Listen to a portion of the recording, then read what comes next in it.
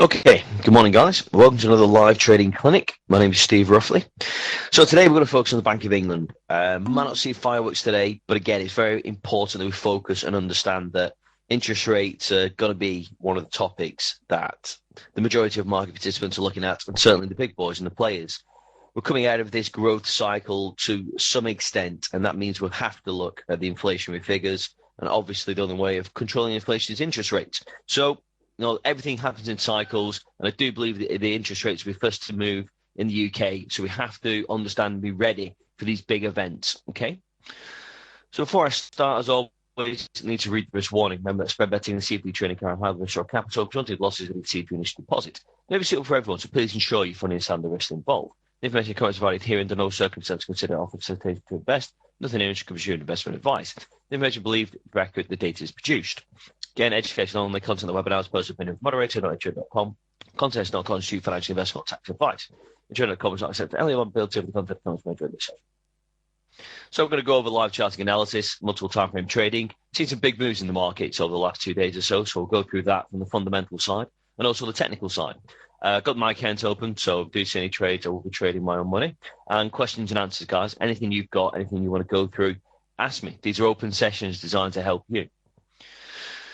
So we've got cable up, gold up, and the FTSE. So I was actually in London for the last 2 days. I've been doing some meetings. I was doing some TV appearances. I saw some guys at Bloomberg and Reuters. And my opinion of the majority of the markets was, my analysis was spot on in the FTSE, that it's all about dip buying still. Confidence in the market is still there. So every time we dip back down on the daily charts, it really looks like the market finds good support and we buy up.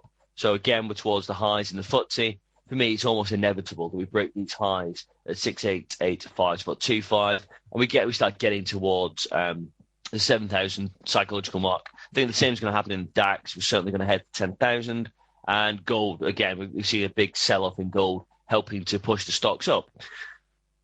Cable is remaining strong, very, very strong. Again, I think it's a matter of time before we hit the 1.7 psychological level, which ties in with my fib lines. So 1.69825 in cable is going to be a big pivot, and we could break above. Once we break above that, again, it's down to the fib extensions, and we're starting to make some serious new highs. Pros and cons for the Europe, for the UK's economy, being strong, and also the currency being strong. And the Bank of England obviously has this in mind when it makes its policy decisions. So today, again, the majority of analysts are going for a 0.5 unchanged. Okay, so I'm still on board with that. And the 375 billion of asset purchase is going to remain on target. So it seems a little bit like status quo, but there are a couple of things that the Monetary Policy Committee and certainly Mark Carney are going to have to address. You can't get away from this housing bubble. Is it a bubble? Is it not a bubble? As I was around London, the buildings are phenomenal. Okay, but London's become a building site once again. When you have properties like One Hyde Park getting sold for 146 million, you've got 500 million pounds worth of houses bought in the back to program in a couple of days. Something eventually has to give. I don't want to always be the pariah of doom, but the majority of people I spoke to, including just normal people like journalists, they're all house buy-to-letters, or they'd all had significant increases in their property price over the last 2 or 3 years. So you're getting one-bed flats, being bought for £250,000, being worth £400,000. These things are just unsustainable, even in London. Okay, so something has to give, and Mark Carney knows that we're in real danger of people just relying on property, not just as an investment, but as a source of income. Okay, or a source of continued stored wealth. Now, with interest rates being historically low for so long, there's still that cheap money. Okay, there's still that cheap money, and people are still using, their savings in order to push up the prices of the property. So it's still an unnatural growth. It's still not driven by pure demand. It's driven by a need for safety, a need for where is your money going to be best protected. A lot of people pull the money out in gold. Okay, so that's gone back into the stock markets. That's why we're seeing it rally. It's gone back into bricks and mortar. Big thing for me is that interest rates, as I've always said, are cyclical. So we can keep things historically, stable, but we can't necessarily legislate for what will happen after you've kept interest rates artificially low for so long. The whole point is that the growth now has been in the UK has been driven by consumerism. Okay, it's not by the companies, investing in people and the banks lending to small businesses, to start up, new enterprises and to employ people. It's driven by consumerism. So we've got 4.4 or so million households in unsustainable debt. So Mark Carney knows this. Okay, we know that we start to put interest rates up, it's going to slow for sure the amount of people that can A, pay the mortgage and B, apply for a mortgage. So that will have an effect on the economy. So really right now, it's just a waiting game. It really is, what will we do? What will we do? And they're being reactionary without being proactionary. They're not really doing or saying anything. We never get any clear forward guidance. It's always we're going to be ultra accommodative. And if anything does crop up, we're going to do something about it. But it just seems to me that we're marching into inevitable doom, that if we don't put interest rates up at some point, at least stress test the real world economy to see if people can pay the bills and the mortgages, then we're just waiting for another bang, another boom, boom to end, and a complete flash crash as to this false security that we've seen. So the markets remain strong, okay? All the main indices remain strong. And gold, again, we've speculated and we've talked about Russia and the problems in the Ukraine. But realistically, the world's got bigger problems than Russia and Ukraine, to be honest. So we're not too fussed about that. I mean, every time the market is so-called had a dip on fundamental news, out of Russia, then these dips have been bought back up. And every time there's a spike in gold on Russia, it's been sold back down. So we can safely say until military action is taken, Russia is a bit of a non-event in the indices. I think a lot of people have been caught short in the indices based upon that fact. So realistically now, what we're looking for from Mark Carney is to give us a hint of forward guidance. We're expecting the unchanged at 0.5 in interest rates, 375 billion in the asset purchase program to remain unchanged. So again, it's status quo. But Mark Carney, as I keep saying, just like Mario Draghi, he needs to say something, he needs to do something, he needs to give the markets a true indication. Because again, sterling, very, very strong. Again, you're going to see probably cable get back up to 1.69825 at some point this afternoon. And I could easily see, us touching 1.7 by the end of the week. Now, strong currency is not necessarily good for an economy, okay? But we're not really an export nation as such. We're an exporter of obviously services. But really, I won't worry too much personally about the strength of the pound. But that's just my particular view. But obviously, the true economists and the other experts out there believe that a strong economy and a strong sterling presence won't help the economy sustain. And I don't disagree with that, of course, but I don't think it's as bad as people think. I think having a strong currency is not necessarily that bad. It's helping with external investment. So, you look at the Battersea program in London, that's all money from abroad. It's not a UK invested, backed venture. So right now, the situation, as always, is very, very complicated and also very, very fragile. It isn't going to take much, as in, a big increase in the amount of people defaulting or the amount of people that stop applying for mortgages because they anticipate a rate rise. I mean, that's what's really, worrying the market, is that people are happy in that inflation is high, so things cost more money, but they're happy because house rises are keeping up with inflation. So the majority of people in England have strived or have or see the dream of owning their own house. So it doesn't matter because once we get on the ladder, we're going to make money out of property. But, there has to become that point where the entry price for houses, falls away and, people just can't see a way to get on the ladder. They can't afford the deposit and the whole thing, grinds to a halt, or maybe the opposite way. When you have these houses, and these flats in London going for 146 million, again, a lot of foreign money, like, from sheikhs and from, Russian oligarchs. If they see that, the UK is not playing games and, with Russia, they put more imposed sanctions and they stop, the Russians, buying in London, or, they stop things like that happening. Maybe it falls down from the top.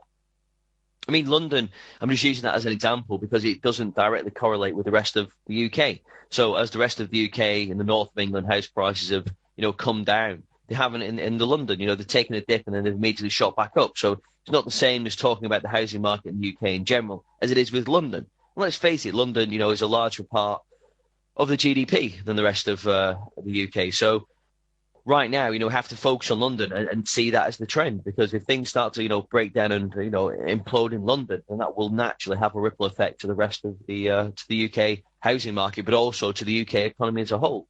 So very important, again, that we understand how the markets work. We either talk about inflationary figures or growth figures. We're still going on about growth figures, so your GDP, your sentiment, your non-farm payrolls, etc., etc. However, we know this out of history, hundreds and hundreds of years, that things move in cycles, and there will be a point where inflation is just too high, the housing bubble is just too high of a risk, that they have to put interest rates up and take the consequences for people with, any kind of level of debt. So has anybody got any final thoughts before we kind of hear the decision? Now, again, 51 analysts polled, 51 said 0.5 unchanged, but there might be potentially a small increase in the asset garnered purchase. What we're looking to actually buy. There might be a decrease in that. I mean, the unemployment rate obviously will be in focus. Again, we've briefly kind of got a breach of that 7%, and that's when Mark Carney said we would seriously, look at interest rates. So again, that's a sign that the economy is getting stronger. Unemployment rate is more acceptable. Could be, a forward indication of when interest rates could rise. Because let's face it, they're not going to be cut, and they're not going to stay the same for the foreseeable future. And then personal debt and housing, again, that's the only things we have to really kind of think about when we're talking about interest rates. Interest rates, on a bigger scale, don't really matter as much just yet. Okay, we're not looking at, kind of from the micro scale. It's more the macro scale. We're looking at it for individuals, looking at it for people, who really want to, be able to live and, thrive in England. If interest rates go by 0.25%, and that, brings untold damage to, to people's spending ability, to people's debt levels, then, something will be done very, very quickly to reverse that. But the trouble is, you can do financial models, you can predict things, you can analyze things. We don't know. I mean, the acid test will be when you put interest rates up by 25%, 25 basis points and see what happens. To be honest, nothing good from my perspective. And I think everybody knows that. So that's why we're waiting and, holding off until we see what happens. So big levels. Okay. So big levels in cable today. So I'd say 169,825 if the market takes anything from these Bank of England rate decisions positively. Gold got big level down here, 1277 spot 50, and the FTSE again 6480 spot 33.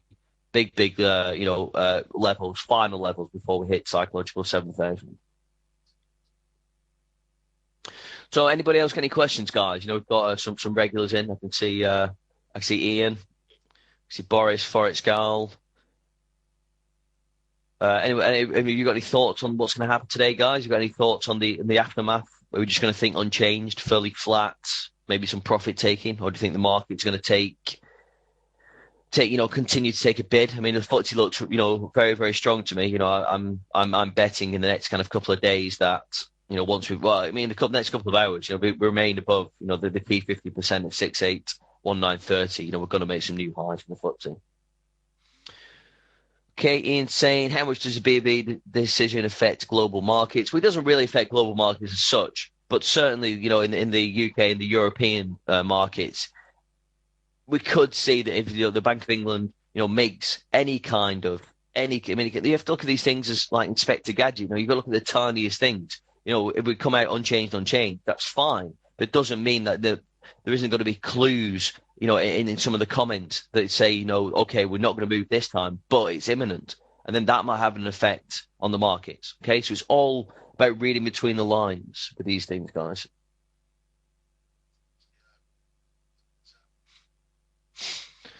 Nothing extreme, probably. Yeah, I'm with you, Forexgal. But, again, something will happen in one of these Bank of England sessions. So it might be, we only make money at 1 or 12, but that could be a game changer. So we're seeing strength in cable already before this third decision. So somebody's got some opinion.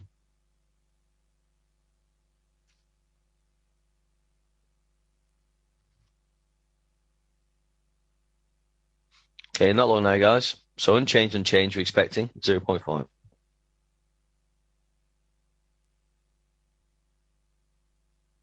So nothing really kind of coming out of interest, guys. So, saw cable, blip back 20 pips or so there, just instantly on that unchanged. So maybe people are taking a slight speculation that something was going to change. Absolutely no change in gold. And the FTSE, again, saw a little tiny jump back when we got to that resistance point at 6832 spot 30. But again, not really kind of selling off.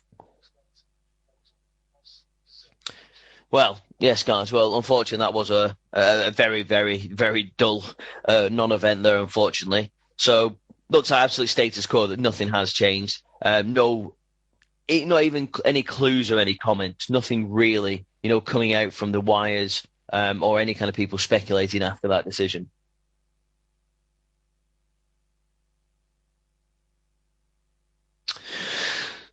But I mean, again, it's still. I mean, what we've got to do is, if that is unchanged, then we have to go with the overall trend. I mean, we have a nice trade here, really, to be honest. When we see a rejection of the lower Bollinger Band in cable, and then we hit the 161 retracement at 169,552, then you don't really see a red candle or any resistance or significant pullbacks until we get to the next fib. So that's telling me that the market is still looking fairly strong. So I mean, that's a good 15.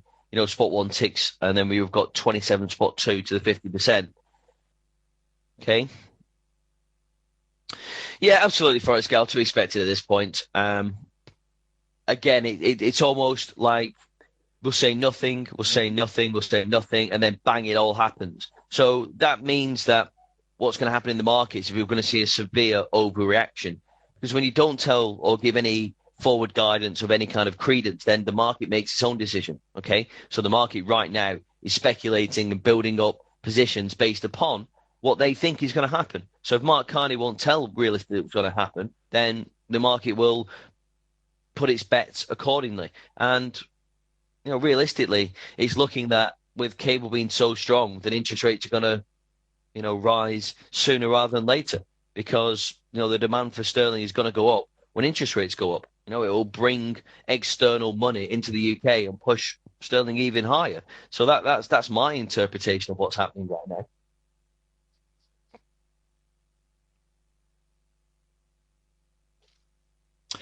Yeah, that's a really good tip from Ian, that the Bank of England page itself shows instantly the decision. So you'd hope that the Bank of England page would be able to do that. But yeah, that's a good tip. Very good tip there, Ian. Thanks for that. So we're going to come back down in cable maybe to this short-term support and then maybe to 1.69552. So this could be some profit taking. Again, this could be people taking an opposite decision. But see how the market reacts. I mean, that for me is a key level of 169,552. So rather than see a significant breakdown, and we could even get down, we're going to aggressively, profit take down to 1.69308, or we're going to see a good bounce off that 161 retracement level. So the FTSE again is still not testing lower than that 68.19 spot 30, 50% retracement level, which ties him to a very strong weekly level. So I'm expecting, if we did see any significant dips, back to 100% or back to the moving average, then certainly, we're going to be seeing that bought back up. Because realistically, nothing's been said, nothing's changed, or it's status quo. So you wouldn't expect the market to severely profit take or to stop the current trend. So again, in this scenario where nothing really has been said to change the perspective, then what you have to do is be carrying on with the continuing trend. So if you look at the chart from a bigger perspective, coming into this meeting, in the last few days, we've seen a huge increase in the strength of the pound. I mean, you've got to just do a simple Fibonacci. I mean, the up move starts from the moving average here to these highs. So realistically, again, you look for that 50%, which ties in with the 261% retracement level. So until the market hit this level, okay, we didn't get back into the main momentum of the pound. So the market remains strong. So new highs will be made. Okay, we're holding above the 38.2, and then we're trading on the 23.6. So realistically, cable and the pound have absolutely no technical opportunities to now not make that higher high, which isn't really that far away. Okay, which is only 20, 25 ticks away. If we were going to get back into this big range and this big buying movement and take some profit out of that, we'd have taken it down to the 50%, okay, which we didn't. We'd have taken it down to 38.2 and closed below it. We didn't. We see the doji, in fact. So, that's a reversal or an indecision point. So the market now, you see the wicks on the low side. So realistically, 1.7, that's where we're heading. So again, that's how we have to look at these things, guys. The market will tell you. All the big players, we're expecting unchanged, but know that sterling's going to stay strong. So everybody's still long. So until the profit taking comes in, starts to break back into this big range, market has to look to test and make a new high. That'd be cable. And then in the FTSE, again, fairly stable. But I mean, look at these dips. I mean, I'll show you on the dailies. Again, every time we see a significant spike down, hit good support, market then closes above the moving average. Again, come down, hold in the Bollinger Band, hold below above 65550. Wick close above key support, wick close on key support, wick close towards the moving average, wicks are all on the downside and pushing back up. So the dailies for me, look very, very strong. And again, if you do a Fibonacci on the dailies, okay, we're holding above even the 23.6. So we're nowhere near the 50, 38.2, the 23.6. That means everybody who's long here is still long. Okay, nobody's significantly taken out more of their longs by selling and going short. Okay, so we've got this little sideways movement here between the 23.6 and 0.0. Once we break that, higher highs. Yesterday, had every opportunity to sell off, closed higher. Okay, so that is telling us the FTSE is remaining strong. As for gold, same kind of scenario. I mean, again, it's a bit of an ugly head and shoulders, I guess, on the hourlies, but the dailies are telling you. You look at it from the opposite perspective, from the high to the low. Okay, we use that. Okay, so we come back to the 50%. Pretty much to the pip. Can't close above it. Okay, so we can't retrace that down move. The market then continues. We're making lower highs here. So the market in the opposite way from the FTSE wants to hit 122.750, which is a very, very, very strong level of support. And then the lows at 126.830. And then we continue to get back into this big, strong up range. So that's how the markets work. So the dailies are telling us massively bearish. So we sell high.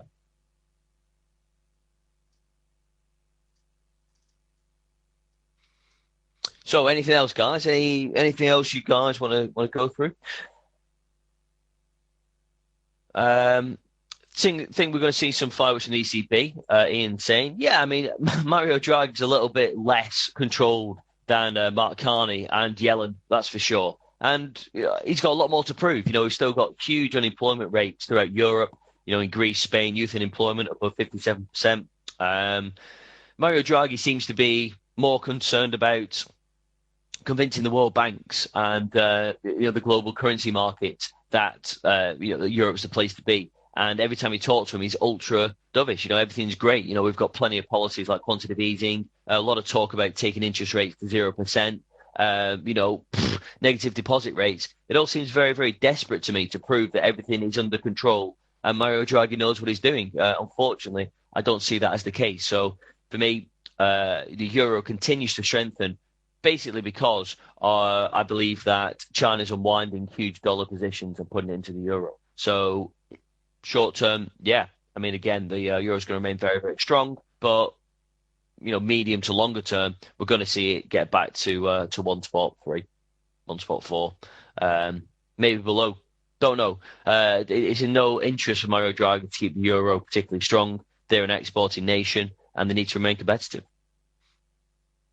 So yeah, I totally agree, Ian. We could see some big, some big shocks out of the eurozone, and we're going to see some big shocks out of one government and one central bank eventually. So someone's going to have to say something. Someone's going to have to admit something that the market's reacting, and I don't think it'll be the Fed, potentially the Bank of England, but I won't be surprised with the rate hike. And the ECB is certainly what we're looking for. So just broken that level in the FTSE now. So the next target is the fib high that we said, but 684.0.33.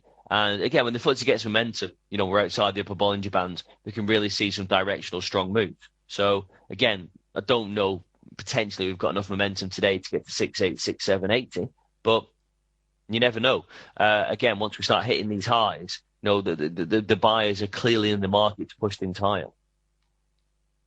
Yeah, absolutely. Ferret Scal. Mario Draghi loves to babble away. I couldn't agree with you more on that. Alan saying, is that high had been sold heavily, it would have retraced by more by now. It's making a new high soon. Yeah, I mean, that's the whole point, isn't it? That's the whole point.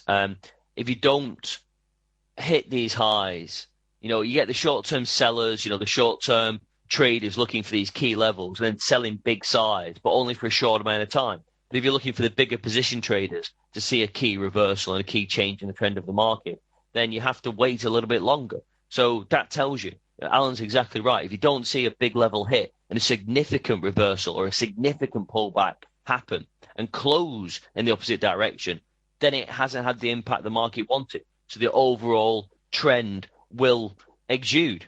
So that's a very good point, actually. Very good point.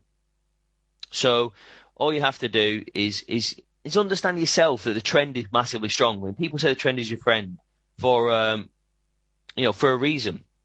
So the whole thing about going with the trend is when you've identified a trend, you're halfway there. Okay, so what you can do with the trend is you can buy pullbacks into the trend. You can buy momentum into the trend. You can then look for absolute highs and lows of the trend. But once you've identified the trend, you've got a fighting chance. If you keep buying into a market that's going down, then you're going to have less chance of success. If you keep selling into a market that's going down, you're going to probably have more chance of success and hitting something. Okay, that's what I believe. So the trend is always still massively important. Even if you're a counter trend trader, you have to understand what the trend is. Okay, so we're creeping up in the FTSE. So I definitely think we're going to break higher. And this is just too much of a tantalizing target for me. This 6840 spot 33. So if we hit that again, as Alan said, if we hit that and we don't break it, and we don't pull back significantly then to 68320 or try and get back to 50%, then it would just be a bit of short-term profit taking and short-term trading, and then that level should break. Don't know if we've got enough momentum, as I said today, to perhaps get to these upper levels, but it's only 35 ticks away. We're not talking about huge movements here, and this is just ridiculous. Daily, weekly target, weekly, monthly target, daily, weekly, monthly resistance point, all within the space of 16, 17. Well, it depends what you call it. It's realistic. It's 160 ticks of potential resistance, but it's not going to take as long to try and get there and test. So I've just got a couple of questions coming through. Any thoughts on the pound versus the Swiss? I don't have any thoughts just yet, but I can have some thoughts for you in a second. GBP.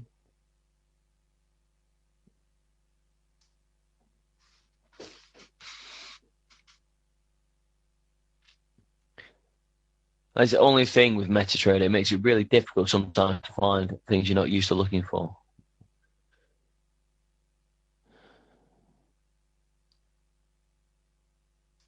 Right, there we go.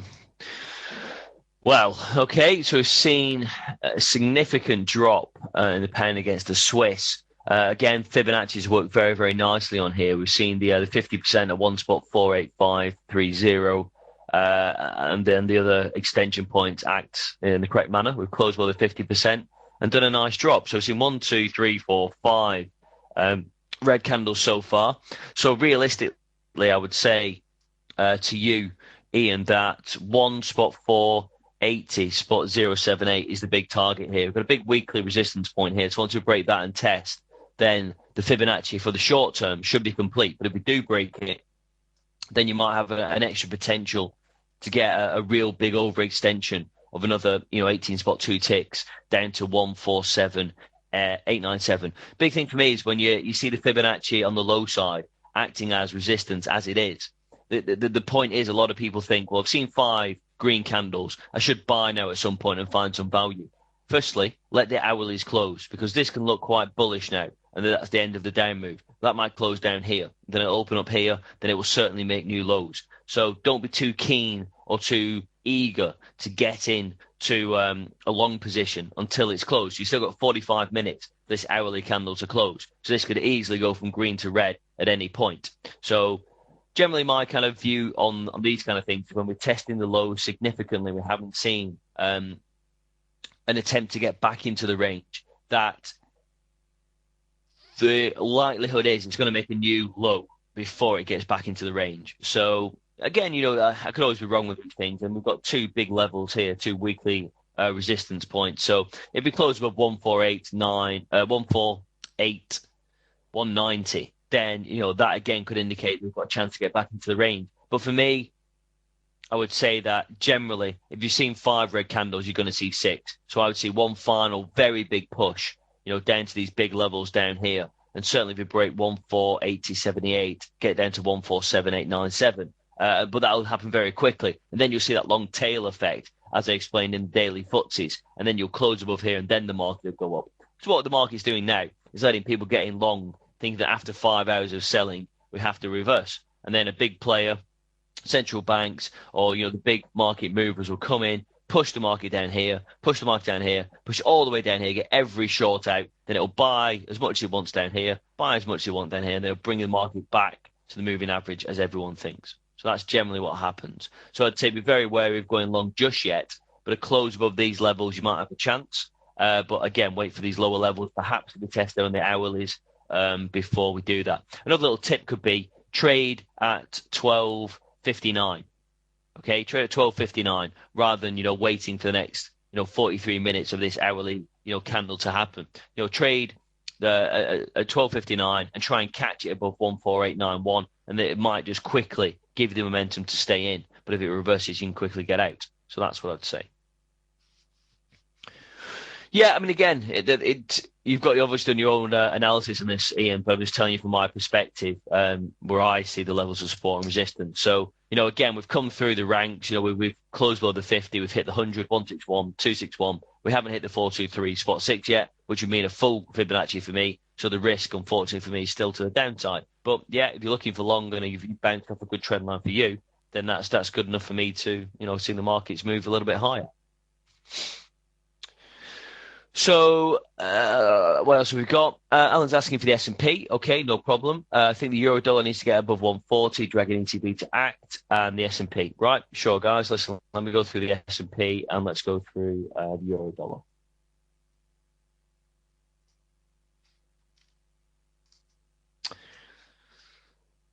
So there we go, guys. Euro dollar again. It has remained strong as it has done. Let's just look at the dailies and see where we're at. So yeah, I mean, again, looking like we're strong. We've got some big levels, obviously at 1.39664, and above that, really nothing till 1.49390. So when we do finally, or if we do finally break, these highs, we're going to see, a lot of upside momentum in the euro. But again, I've always been negative the euro. I will always be selling highs in the euro. So maybe other people will as well. As I say, a lot of this has been pushed up, I think, from the big central banks in China and Asia unwinding dollar positions. But that could, it's just speculation. I don't know that thing. It's just what I've heard through my sources. So yes, towards the top of the to the range, again, we close on the daily Bollinger Band. It looks like the market should move lower. But then again, we're pushing people out, so the trend is still massively up. On the hourlies, we're really just getting to that 50% now. So we've rejected on the hourly kind of scenarios this monthly, daily, weekly level. So that's big. Okay, we're rejecting the 100% extension level, and we're trading back down to the 50. So again, look for these targets to be in play. Look for 9394 to be a short-term target. Close below that, 139259. Below that, then 139114. Okay, lots and lots of levels on the downside, as you'd imagine, because when something's trended up so heavily, the market wants to come down. So every time we've hit a low point, been bought up, market stalls, big buy up. So we're really looking for that next big candle to happen, that next big green candle to continue this bullish momentum. If we don't see that next big green candle, and this doesn't really count, then we're going to see a retracement back into the range. So I would say realistically, if the market is going to aggressively get down, then all these fibs on the downside, the green levels are certainly. But we could, it kind of looks quite nice that we hit, the lows down here. So realistically, we're going to get back to anywhere. Then the market wants to get back to 1.38880. Okay, so quite a lot of potential downside room if it aggressively sells off. But remember, every time we've seen a significant dip down, we've seen big green selling action. So if we see the market not holding on to these lows and not closing towards the low of these hourly candles, then look out for that big green spike again to try and take us back to these monthly levels. So I'd be going with the trend still, even though I wouldn't buy, the euro. I would just stay out the euro dollar because I wouldn't be buying dips, even though I know that's a good trade. I would be selling highs when I know the market's overextended. But that's just the way I trade. So that would be the euro dollar for me. So we've got to take a screen print, guys. They're your levels. They're your key levels. And one spot, 3880 for me is massive. That's key right now. The S&P, again, is the same scenario as the European indices. You don't need to even look at it, okay? Look at these long wicks, okay? Keep rejecting on the dailies, close of key significant lows. So hit the lows, then close, turn green. Above key support, 1830, spot 50, massive support. 1850, spot 70, massive support. Moving average, try and close below, can't. Moving average, try and close below, can't. Moving average, try and close below, can't. Telling me, under no circumstances does this market want to go down just yet. We don't have to understand it, we don't have to like it, but look, here's the daily 50%. Okay, market's holding way above that. These are two bigger targets, so the S&P, loads and loads of targets to break here. So it wants to get the dailies to 189.150. Above that, 1899, and then after that, the 1900 levels, key psychological levels. It's going to happen. Again, I don't know why. I don't understand why stocks are so strong and so high, but they are. Some of the arguments I've made is that, some of the companies in the US and UK have bigger balance sheets than countries. The M&A, the mergers and acquisitions are through the roof. Pfizer looking to buy AstraZeneca for, over $100 billion. I mean, it's just insane. The amount of money out there is insane, but it's not being passed through to the real economy. So if we look on the hourlies, on the S&P, then we're way above that 50% on the dailies. We haven't made any attempt really to kind of, get back in. The 50% on the hourly formation, as I keep saying, guys, you have to use Fibonacci in the right way. So you use Bollinger Bands and Fibonacci. Look at that 50% of 1876. That's a great buy. So you stay long because you don't get back to the 50% and you wait for these levels to break, and they invariably will. So I would say by the time the US market opens, we're going to be trading higher. The market's probably going to take this as a strong decision. So from that 50%, you've got 156 ticks, or maybe more realistically, 80 ticks from that 50% line to get involved in the markets. So buy any dips. Anytime we don't break below that 50%, okay, get long the S&P, buy breaks of all these levels, and I expect probably 188 spot 20 from memory is a very good level in the S&P. So plenty of upside here. Everything is telling me up. Okay, so broke, we didn't quite get to that level at 6840 spot 33 in the FTSE, but not a million miles away, guys. Not a million miles away. Also, do you trade the Russell? Why is it falling? Do you know what, Forex Guy? I never trade the Russell. In my early days, I did look at it, but no, there's just too many more bigger markets for me to look at and trade. I mean, you have to remember that the correlation between the markets is generally, the NASDAQ, S&P, and maybe the Dow, but also they don't always move in the same direction because, again, remember, they're made up of very different things. The NASDAQ, very, very technology, the Dow industrial, all these things are very, very different, mean different things in the US. I mean, remember, the US is still very, very technology based, but it's also still, quite a big industrialist. And then you've got, the S&P, which are a conglomerate of the major companies. So they all have different values to different people. Okay, so you can't really treat them all as the same. Just because the Russell's falling doesn't necessarily mean it has any relevance to, the other US markets or any market at all, to be honest. I don't know why it's falling, to be honest. If I was telling you, it'd just be a complete guess. So, unfortunately for it, it's not a market I ever look at. Again, when I say, I'll say the usual things. The market, it's $4 trillion traded in the FX markets alone. So why would I look to trade anything else like that I don't understand or is too volatile? So I don't trade Bitcoins. Why would you trade Bitcoins when it can lose, 30, 40, 50% of its value in a couple of hours or days? What's the point? I don't want that kind of volatility. I look for high probability trades and stick size on it. So if I know the market's going to go from here to here in the FTSE, I'll get some good size on and I'll be getting out when most people are getting in. But it doesn't matter because I'll get 20, 30 ticks on good size. I'm not looking to make 200 ticks on a one lot. Okay. But that's how I trade. I, evaluate the risk. I get in a low edge, a high edge, low downside probability trade. And then if I need to, I can average and stay in the position and then just take the money out. So I don't need to get out up here because I can make enough money by it going into here. Okay. So it's understanding how you act and how you trade within the market and what your strategy is. You should be looking to hold trades for no longer than an hour or two in this volatility. If you're holding trades for days and days and end, you're actually costing yourself money. Okay? You are. Because you can get involved in 2 days worth of trading, you get involved 5 times and make just as much, if not more money, okay, than holding something for a couple of days. And it's no fun holding things because the market, as I say, it'll go down. It'll then come immediately back up. That's not the right risk reward. If you're spread betting intraday trading, you need to be trading these big green and big red candles and getting profit out here and here. That's what you want. Buying the 50, letting it go up, getting out. Easy trade, okay? Letting the market break up in the S&P, yeah, and maybe staying a little tiny bit long from the original position.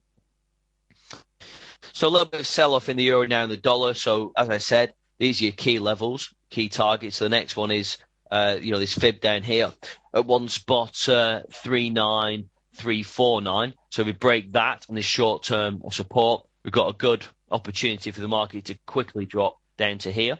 Okay, do yourself a Fibonacci if you want from the low to the high. Okay, so the 50% is key.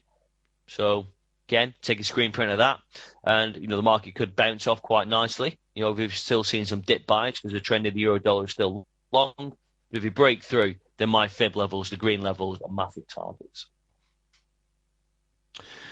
Yes, George, I went through no, I didn't actually do the dollar Swiss. I did the pound Swiss. I could do the dollar Swiss for you if you like.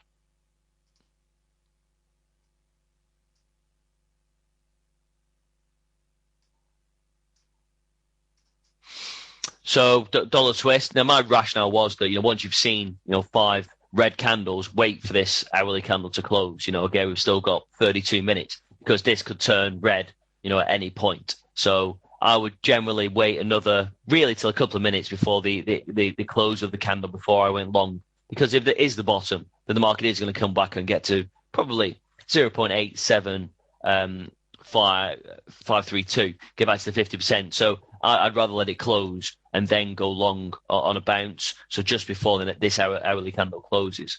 So it's the same scenario with the pound versus the Swiss. We've seen that big sell off and the market make the same kind of formations. So a lot of people looking for a bounce, and we have again got down to the 261 and not broke it. But personally, if I've seen 5 or 6 red candles, you generally see that last one. I want to see the wick is what I want to see. I want to see the market move aggressively, get people out, gap prices, okay, and then the wick remain, and then the body be the reversal. I don't like seeing these strong bodies after a series of downs. Okay, I want to see that wick. That indicates that people have been pushed out. So I don't think, to be honest, that this candle will close like that. So we can only know in 31 minutes, but I would say I'd like to see the market close down about here, then we break, tail, come back to here, then I get long. Okay, so don't get suckered or pulled in. If this is a downtrend, you haven't got any. You've got people just taking profit down here. This isn't people getting long just yet. No problems at all, George. So Ian's saying, why did you not start your fib from the lowest low? Because we talked about the euro dollar. I didn't start from the lowest low because the momentum comes back into the market here. Okay, this is still people selling the market, and we're closing inside the Bollinger Band. Doesn't make a great deal of difference, to be honest, but I do fibs in my own way. So I feel that the downward momentum was the lowest here. Okay, and that was the market finishing some sort of selling, but there were people still short here. The buyers come back into the market at this point here. Okay, and from this point here, we don't make any more lows and don't look back. So that means there's more buyers and sellers from this point onwards in the market. Market then gets the moving average, has every opportunity to make a low here, doesn't, holds on the moving average pretty much, green, green, green, green, green to the highs. So that's the way I would interpret a strong directional move for when the buying actually happens, not from the lowest low. No, I mean, it's no problem at all, Ian. It was a very valid and very good question.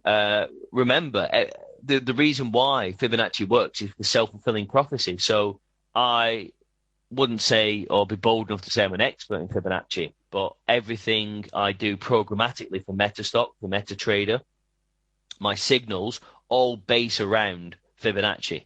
I did a presentation the other night for Steve Bigelow to 500 people on Fibonacci.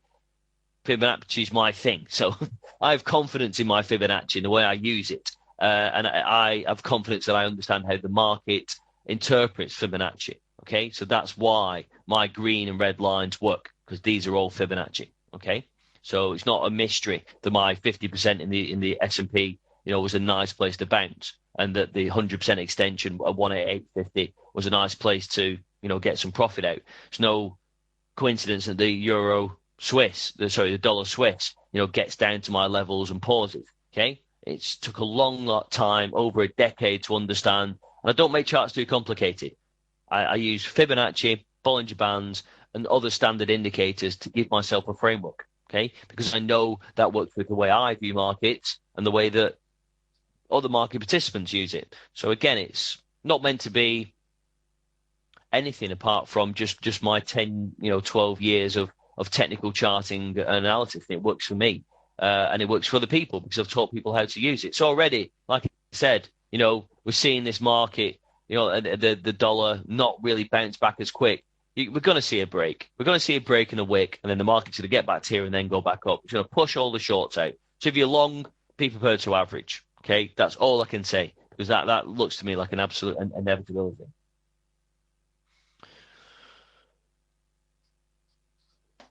Okay, guys, anything else? Any other questions? Any other thoughts? Anything we'd like to go through finally? Again, like I said, you're going to look at the euro dollar. Here's your levels, take them. The S&P, here are all your levels that you want to see. As long as we close above the 50%, we start to test aggressively the 188 and the 183 level. We're making some significant new highs. FTSE, to me, is still the one that looks very, very strong, to be honest. I would, again, as soon as I say that, yeah, the FTSE is coming down a little bit. But, again, as long as we keep closing above 50% at 681,930, again, we're gonna definitely test that 7,000 mark in the next couple of days, or the next probably week of trading, I would say. But again, it's a marathon, not a sprint. It's a patience game. You're not just going to see the market, open and go here to here. Look out for data. Look for another trigger. Look for other markets and other correlations. But don't just buy it now and expect it to go to these levels. Again, buy it at the 50%. Build a position, around these lower levels, expecting it to go higher. All right, guys. Well, listen, absolute pleasure. I'm afraid I could have made the Bank of England more exciting. It's always been billed for the last kind of few sessions as being a bit of a non-event. But, I don't see it that way. At some point we're going to catch a Bank of England where something's said. We're going to make a significant amount of money, and that's what trading is, being patient and waiting for the opportunity. All right, guys. Well, if you want to tweet me, just get me on Twitter at Steve Ruffley. Search on the signal providers and FXstreet for my iView chart page. You can buy the products that make your MT charts look like this. So look for that in the signal section of FXstreet. Anything else, guys, that you want, just get me, sruffley@tradermaker.com. Any other questions, do feel free to get me and ask me that. All right, guys. Well, listen, have a great afternoon, and take a screen print now if you want to go check out the levels in the euro dollar, S&P, and the FTSE, because again, my levels are pretty solid. All right, guys. Thanks to more Vicky, the guys at FXstreet. Been a pleasure. Okay, good afternoon.